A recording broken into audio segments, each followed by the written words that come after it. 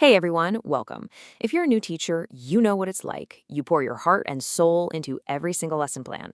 But what happens when all that hard work just doesn't seem to connect with your students? Well, today we're going to dive into how instructional and visual design can help you bridge that gap and honestly make your teaching journey a whole lot smoother and more impactful. So let's just be real for a second. Have you ever spent hours crafting the perfect lesson only to stand in front of your class or look at your screen and feel like it's just not landing? If you felt that, I promise you, you are not the only one. It's such a common feeling, and we're going to look at why that happens and, more importantly, what we can do about it. So many new teachers run into the exact same walls. We're talking about the awkward silence of those black screens on a video call, or the trap of creating these beautiful, dazzling materials that don't actually help students learn. The key thing to remember is that the goal isn't a perfect teacher performance. It's about real, genuine student learning. And this quote from Robert Major, wow, it just hits the nail on the head, doesn't it? Our job isn't just to tell people things. It's to actually design an experience that helps them understand. It's a really big shift in thinking, from being a presenter to becoming an architect of learning. So, how in the world do we become these architects? Well, it all starts with learning to see the world a little differently, through a designer's eyes.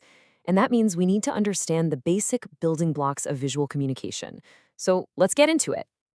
I want you to think of these 5 things as the alphabet of design. You've got line, shape, color, space, and texture. Just like letters come together to form words, these basic elements are what you will combine to create meaning in everything you make for your students. They're the fundamentals. And even the simplest elements can have a huge impact. Just take color. Using a high contrast color scheme, like dark text on a light background, it makes your words pop. It's such an easy way to guide your students' attention exactly where you want it to go. And please, never underestimate the power of what's not there. I'm talking about empty space or white space. It's seriously your best friend. It cuts down on the clutter, it gives your ideas some room to breathe, and it really helps prevent that cognitive overload that we're all trying so hard to avoid. Okay, so once you have the alphabet, you need to learn the grammar, right? These are the design principles. They're like the rules that help you put all those visual elements together into a clear message that your students can actually follow. I mean, just look at the difference here. The side on the left is, well, it's chaos. It's overwhelming, it's hard to know where to even look first, but the one on the right uses those design principles to create clarity. Your visuals should be there to support what you're saying, not to compete with you for attention. This is so crucial. The big takeaway here is simplicity. This advice is gold. Instead of writing out whole paragraphs on your slides, just use keywords. It makes you the expert who gets to explain, and it lets your students actually listen instead of just reading. And don't forget to pause. That little moment of silence, that's where the learning really sinks in. A really powerful way to do this is with something called the signaling principle. Now, it sounds kind of fancy, but all it means is using simple cues to point out what's most important. Think about an arrow pointing to a part of a diagram or a highlighted word. It can even be just a change in your tone of voice. You're basically sending a signal that says, hey, this part is really important. Pay attention to this. All right, we've got our tools. Those are the elements. We've got our rules. Those are the principles. So now we need a plan. We need a blueprint that's going to guide us as we build our lesson from the ground up. And that is the absolute heart of instructional design. It's all about being intentional. Instead of just randomly making slides or worksheets and hoping for the best, this gives you a structured process. It helps you build something that you know is actually going to work for your students. Now, a really popular and super helpful model for this is called ADDIE. It's an acronym, and it breaks the whole big process down into 5 clear, easy-to-manage steps. You start by analyzing your students, and you end by evaluating how it all went. It just turns a really big task into a logical, step-by-step workflow.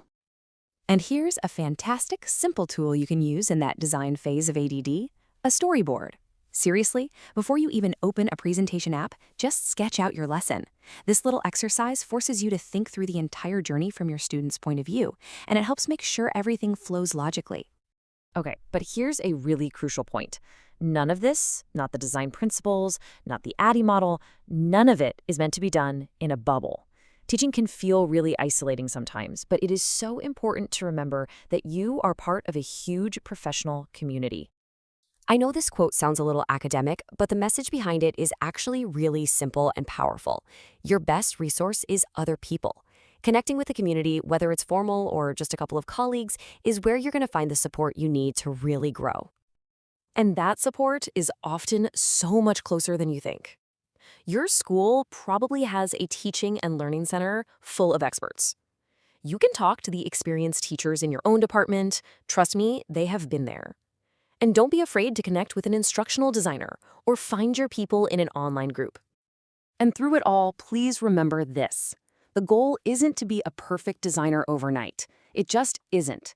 Good design is a process. It's all about trying something, seeing how it goes, getting some feedback, and then making your next lesson just a little bit better than the last one. It's about improvement, not perfection. So, as we wrap up, I just want you to think about this question. What's one small step you can take? Maybe you'll just simplify one of your slides, or maybe you'll try adding a little signal to point out a key idea, or hey, maybe you'll just reach out to a colleague for advice. So take these ideas, start small, and always remember you're part of this huge community of educators, all of us working toward the exact same goal.